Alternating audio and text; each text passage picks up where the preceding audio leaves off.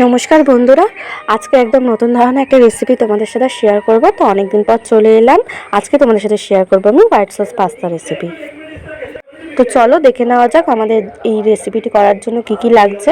আমরা এখানে chilli flakes আর গোলমরিচ গুঁড়ো নিয়ে নিয়েছি, তার সাথে নিয়ে নিয়েছি ডুমো ডুমো করে কেটে রাখা পেঁয়াজ, তার সাথে নিয়েছি আমরা রসুন কুচি, লঙ্কা কুচি, চিলি ফ্লেক্স আর গোলমরিচ গুঁড়ো। তো চলো নেক্সট স্টেপে যাওয়া যাক।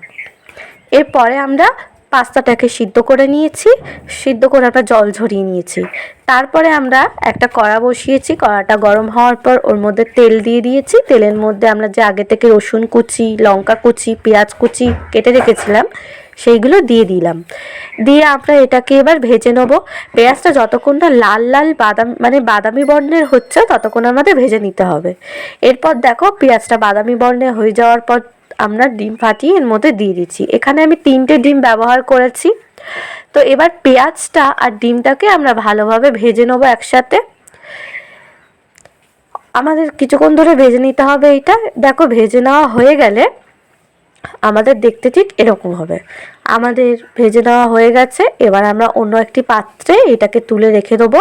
এরপর সেই কড়াইয়ের মধ্যে আমরা আবার একটুখানি তেল দিয়ে নেবো। আমি এখানে তেল ব্যবহার করেছি যেহেতু বাড়িতে বাটার ছিল না। তোমরা এখানে অবশ্যই বাটার ব্যবহার করো, কারণ হোয়াইট সস পাস্তাতে বাটার ব্যবহার করলে এর স্বাদ দ্বিগুণ হয়ে যায়। কিন্তু কি করব, আমাদের তো বাটার ছিল না, শেষ হয়ে গেছিলো, সেই জন্য আমাকে এখানে তেল ব্যবহার করতে হয়েছে।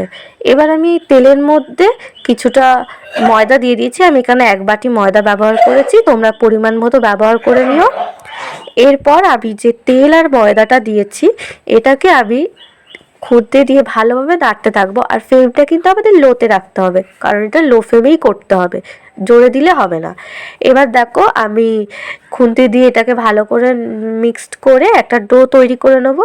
ডো আমাদের তৈরি হয়ে গেছে। এর মধ্যে আমরা পরিমাণ মতো দুধ দিয়ে দেবো, তোমরাও পরিমাণ মতো দুধ দিও। এটা এবার দুধ দিয়ে আমি নাড়তে নাড়তে একটা গ্রেভি তৈরি করে নেবো। এবার গ্রেভি হয়ে গেলে এর মধ্যে দেখো আমরা দুধ আর যে ময়দার মিশ্রণটা আছে সেটা কিন্তু ভালো করে আমাদের মিক্স করে নিতে হবে। দেখতে হবে যাতে আমাদের যে ময়দার দইয়ের যে ডেলাগুলো সেইগুলো না থাকে। ভালো করে আমাদের লো ফ্লেমে এটাকে নেড়ে নেড়ে একটা গ্রেভি তৈরি করে নিতে হবে। এরপর আমরা এর মধ্যে আগে থেকে ভেজে রাখা পেঁয়াজটা দিয়ে দেবো। এরপর আমরা আগে থেকে সিদ্ধ করে রাখা পাস্তা যেটা জল ঝরিয়ে রেখে দিয়েছিলাম সেটা এর মধ্যে একে একে দিয়ে দেবো সবগুলো। তোমরা কিন্তু বাড়িতে অবশ্যই এই রেসিপিটি তৈরি করো। বাড়ির যে বাচ্চা কাচ্চা যারা সকল সদস্য আছে সবারই এটা আশা করি ভালো লাগবে। এরপর দেখো আমাদের পাস্তা দেওয়া হয়ে গেছে। এর মধ্যে আমরা স্বাদ মতো নুন দিয়ে দেবো। দিয়ে এবার যে আমরা গোলমরিচ গুঁড়ো করে রেখেছিলাম সেটা দিয়ে দেবো। তারপরে একে একে যে চিলি ফ্লেক্স করে রেখেছিলাম সেই চিলি ফ্লেক্সটাও দিয়ে দেবো। ঝালটা অবশ্যই তোমরা মাথায় রেখে দিও। আমিও পরিমাণ মতোই দিয়েছি, কারণ কে কেমন খায় ঝাল সেটা তো আমি জানি না। তো তোমরা তোমাদের ঝালটা পরিমাণ মতোই দিও। এরপর আমরা যে চিলি ফ্লেক্স, গোলমরিচ গুঁড়ো, নুন যেগুলো দিয়েছি এটা আমরা ভালোভাবে মিশিয়ে নেবো এই পাস্তাটার সঙ্গে। লো ফ্লেমে কিছুক্ষণ আমরা এটাকে নাড়ার পর দেখো আমাদের হোয়াইট সস পাস্তা রেডি হয়ে গেছে। এবার তোমরা এটা পরিবেশন করতে পারো।